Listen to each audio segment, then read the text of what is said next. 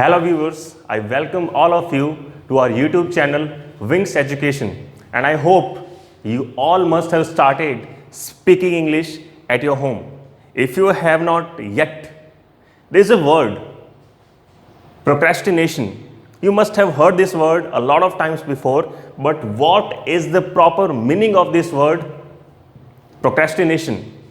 जब आप किसी काम को करने के बारे में सोचते हैं, फिर आपको ऐसा लगता है कि अभी तो मेरे पास समय है, मैं इसको कल कर लूंगा. When tomorrow arrives, you still think I have a lot of time. और ऐसा करते करते the time already gone and you do not know what to do. So procrastination इसका मतलब होता है किसी भी काम को बार बार टालना.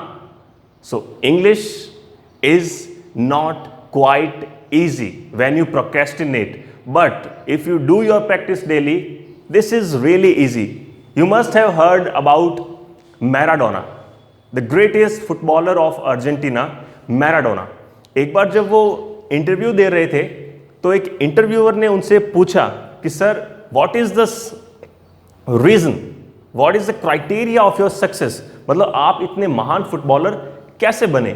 ही thought for 1 minute, then he was not able to say. Actually he didn't know what was the reason that he became so successful.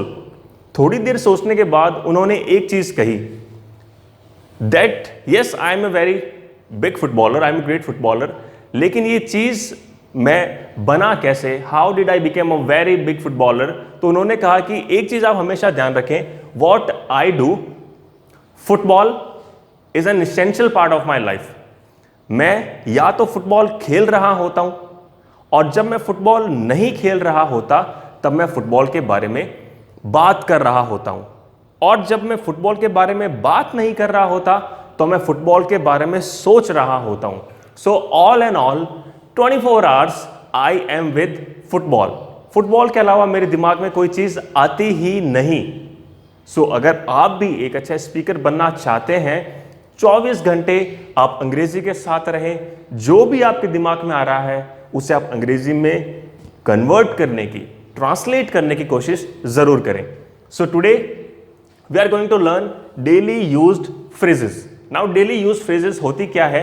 Daily used phrases वो छोटे छोटे सेंटेंसेस हैं, वो छोटे छोटे वाक्य हैं, छोटी छोटी लाइन्स हैं जो हम हिंदी में बहुत आसानी से यूज करते हैं, और आज हम उन्हीं सेंटेंसेस को इंग्लिश में यूज करना सीखेंगे. Like the first sentence, long time no सी.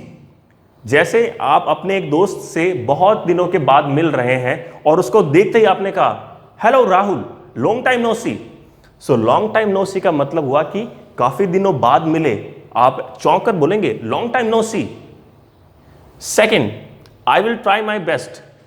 मान लीजिए कि किसी ने आपको एक ऐसा टास्क दिया that is really difficult, but still he wants you to do that. वो चाहता है कि आप ये चीज करें, तो आप उसे कहेंगे although I am not sure कि मैं ये कर पाऊंगा या नहीं, but I will try my best. Next, what a Shem. Suppose somebody has done a very obscene work, a very bad thing, तो आप उसे कहेंगे व्हाट अ शेम, कितने शर्म की बात है. टचवुड, ये वर्ड हिंदी में हमारी दैनिक दिनचर्या में बहुत यूज होता है.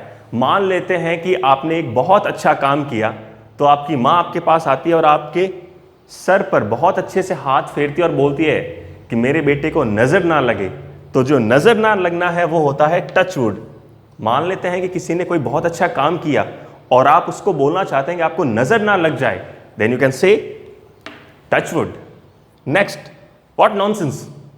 What nonsense is just like what a shame. मान लेते हैं किसी ने कोई बहुत बुरा काम किया है, then you can use what nonsense is this. Okay, use your expressions, mind your expressions.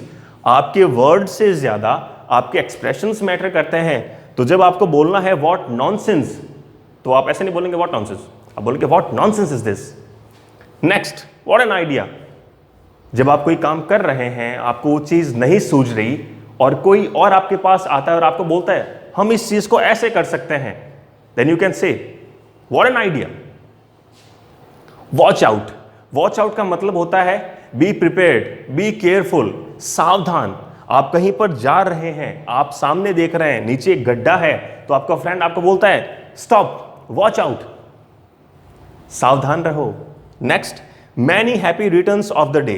अब many happy returns of the day हम बहुत जगह यूज करते हैं, हमारे फ्रेंड्स का, हमारे फैमिली मेंबर्स का, हमारे रिलेटिव्स का जब बर्थडे होता है, we wish them using this phrase many happy returns of the day. लेकिन इसका मतलब क्या है? Many happy returns of the day का मतलब है ये दिन आपकी जिंदगी में बार बार आए, मैनी हैप्पी, बहुत खुशियां, रिटर्न्स ऑफ द डे।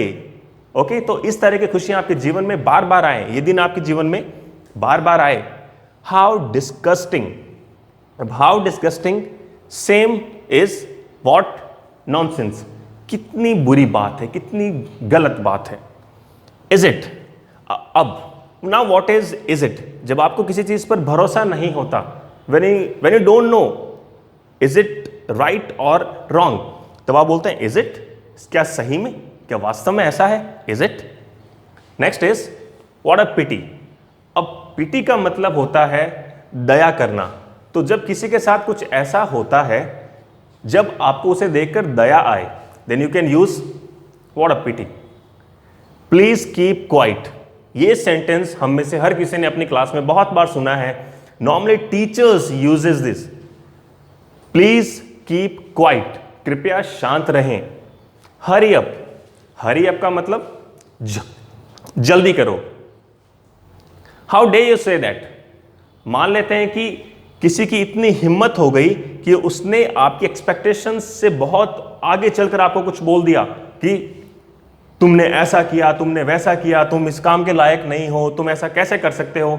तो आपने गुस्से में आकर उसे कहा how day you say that, तुम्हारी ऐसा कहने की हिम्मत कैसे हुई।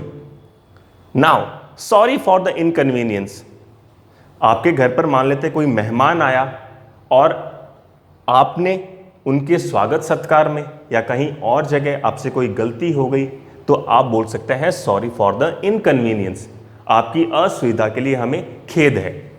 मूव असाइड, मान लेते हैं आप कहीं पर बैठे हैं और आप किसी को बोलना चाहते हैं कि थोड़ा सा उधर हो जाएं, then you can use move aside. Hold on, आप घर पर बैठे हैं, आपकी मम्मी ने आपको एक टास्क दिया कि बेटा ये सब्जी काट दो, and you started using your own hands, और आपने जैसे आया वैसे काट दिया। सडनली मम्मी ने देखा ये क्या कर रहा है, then your mother uses hold on, रुक जाओ। नेवर माइंड, नेवर माइंड का मतलब होता है किसी बात का बुरा ना मानना। हो सकता है कि आपने किसी को कुछ ऐसा बोल दिया या किसी ने आपको कुछ ऐसा बोल दिया और आपने ये कहा कि मुझे बुरा नहीं लगा, सो यू से I never mind. Don't cut jokes, अब डोंट कट जोक जो है, this is a very popular phrase. इसका मतलब होता है कि मेरे साथ मजाक मत करो। Don't cut jokes with me. Next, please stay a little longer, थोड़ी देर और रुक जाएं। आपके घर पर मेहमान आते हैं और आपको उनसे गुजारिश करनी होती है कि सर थोड़ी देर और रुक जाएं, ये और ले लें, so please stay a little longer. Speak your mind, अब यहां पर माइंड का मतलब दिमाग नहीं है, स्पीक योर माइंड का मतलब होता है कि अपने मन की बात बताओ, what is in your heart, so speak your mind. Next, think before you speak, जो आप बोल रहे हैं उससे पहले एक बार सोच ले, so think before you speak.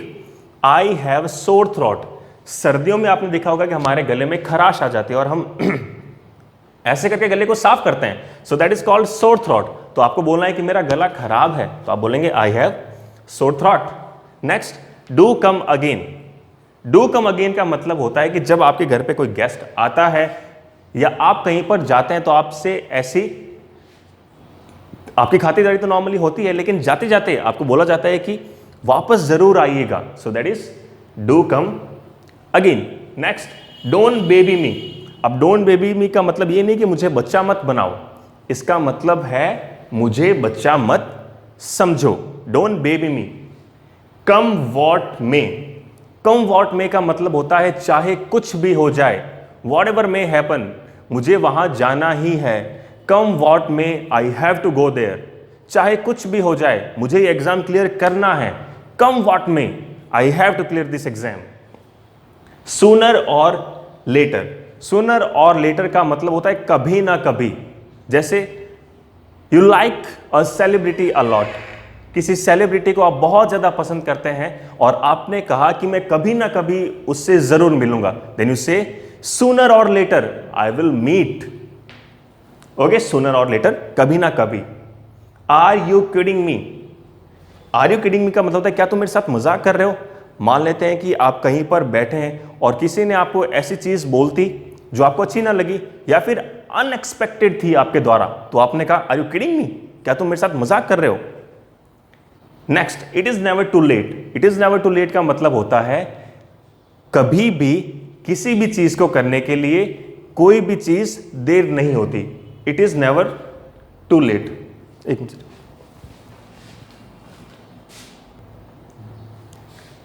So the next is it is never too late. So it is never too late का मतलब होता है किसी भी काम को करने के लिए कोई भी समय आखिरी नहीं होता।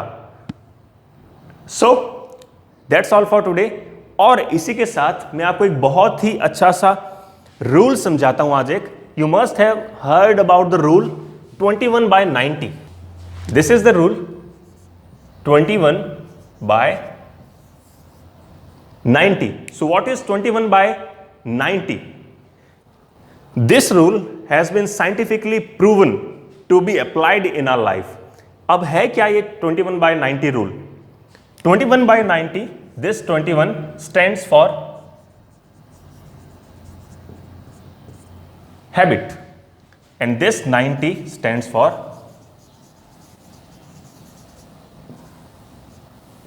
lifestyle. Scientist have proven, scientist ने ये प्रूव किया है कि अगर आपको किसी भी चीज को अपनी लाइफ में एक हैबिट की तरह जोड़ लेना है, if you want to make anything your habit, suppose आपको सुबह जल्दी उठना है but you are not getting a way to wake up early, so what you need to do, fix alarm. आपको एक अलार्म फिक्स करना है like 5 AM 6 AM whatever the time may be, and you need to wake up at that particular time for 21 days. 21 दिनों तक आपको उस चीज को दोहराना है। एंड द कंडीशन इज, जो कंडीशन है वो ये है कि आपको बीच में एक भी दिन का रेस्ट या बीच में एक भी दिन का गैप नहीं आना चाहिए। अगर गैप आया, you need to start from the first day again. तो 21 दिन तक आप किसी भी चीज को अगर लगातार करते हैं तो वो आपकी हैबिट बन जाता है, और उसी चीज को अगर आप 90 डेज तक करते हैं तो वो आपकी लाइफस्टाइल बन जाता है। अब लाइफस्टाइल का मतलब क्या है? लाइफस्टाइल का मतलब है कि आपकी जिंदगी का, आपकी दैनिक दिनचर्या का वो अहम हिस्सा जो अगर आपने नहीं किया तो आप बहुत असहज महसूस करते हैं। जैसे पूजा पाठ करना किसी की दिनचर्या का लाइफस्टाइल का पार्ट होता है, तो एक दिन भी अगर वो ऐसा ना करे तो उसको बहुत ही अनकंफर्टेबल फील होता है। पार्क जाना, किसी से बात करना, so if you do something for 21 days it becomes your habit, and if you do it for 90 days regularly it becomes a lifestyle. तो अंग्रेजी बोलना है, चाहे आप रोज के 10 मिनट बोलें, चाहे 15 मिनट बोलें, लेकिन make it a habit, because if you continue this for 21 days, then make sure, I guarantee you, this will be your permanent habit, and slowly and gradually it will become your lifestyle. So people, as I told you yesterday, we'll be doing an activity in the class. So for today's activity, I have with me Priyanshu. So what we are going to do, I will ask him certain question and he will have to answer them. So Priyanshu, are you ready? So my first question is, how are you? I am totally heal and hearty. I'm totally Heal and hearty. heal and hearty. What does it mean, heal and hearty? सही और स्वस्थ. हाँ, heal and hearty means I'm totally fine, I'm totally healthy. So Priyanshu, my next question is, these days we cannot go out to play, we cannot go out to do anything. So how are you passing your time? As you know, we cannot go out of the house, but I wake up around at 6 AM, then I take bath, then I do my breakfast, then I study at almost at 2 hours, then I play indoor games, then I take a nap, then I passing my time to talking with my grandmother. Is it all? Okay, so apart from these things, anything that you are doing at your home to improve your English? I try to think that whatever comes to my mind. Apart from that, I talk to my mother in English, using small phrases. Okay, so as you have seen, he is not speaking quite fluently and it takes a lot of time, but at least he is trying. So the reason behind this activity is, इस activity के पीछे reason क्या है? आप गलत बोलें, इससे कोई फर्क नहीं पड़ता। हो सकता है कि इसने जो भी बोला, प्रियांशु ने जो भी बोला, उसमें बहुत सारी गलतियां हो सकता है नहीं भी हो, लेकिन but the thing is you need to speak. अब क्या करते हो? छोटे छोटे सेंटेंसेस को इंग्लिश में यूज करते हो। जैसे अब यहाँ पे कुछ सेंटेंसेस लिखे हुए हैं, क्या आप बता सकते हो कैसे? कोई भी एक सेंटेंस आप पिक करके। I will try my best. When my mother give me task, then I say to my mother that I will try my best. Very good. When his mother gives him any sort of task, so he uses I will try my best, and this is how you need to learn, you need to speak. Anything else? कोई और एक और जो आप बता सकें? Many happy returns. When my friend's birthday is coming, then I will wish him many happy returns. Many happy returns of the day. English बोलना बड़ा टास्क नहीं है, आपसे गलतियां होंगी, गलतियां करें, लेकिन गलतियों को दोहराएं ना, और इन छोटी छोटी गलतियों को सीख कर आप बहुत अच्छी इंग्लिश सीख जाएंगे। जैसे इन्होंने कहा, प्रियांशु ने, कि मैं अपनी मदर से, मैं अपनी मम्मी से छोटे छोटे सेंटेंसेस में इंग्लिश में बात करता हूं, और आपको कुछ इंप्रूवमेंट महसूस हुआ? Did you feel any improvement? Yes, sir. Okay, thank you, Priyanshu. So this is all for today. We are going to meet in our next class. Till then, keep speaking. Love you all.